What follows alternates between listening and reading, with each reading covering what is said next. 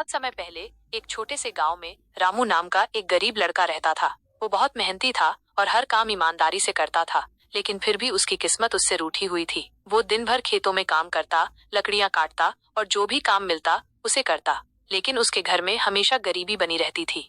गांव के लोग अक्सर कहते थे कि रामू के हाथ में किस्मत की लकीर ही नहीं है, इसलिए वो हमेशा गरीब ही रहेगा। रामू ये सुनकर बहुत दुखी होता, लेकिन वो अपनी मेहनत करना नहीं छोड़ता था। एक दिन गांव में एक साधु आए।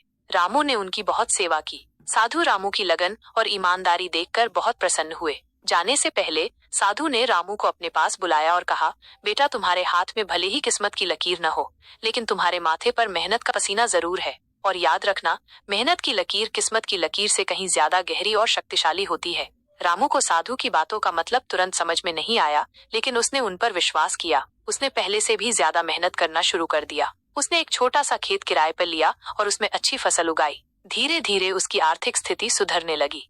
एक साल बीता और रामू अब पहले से कहीं ज्यादा खुशहाल था। उसके पास अपना घर था और उसके खेत में अनाज लहलहा रहा था। गांव के वही लोग जो कभी उसकी किस्मत की लकीर पर हंसते थे, अब उसकी मेहनत और लगन की प्रशंसा करते थे।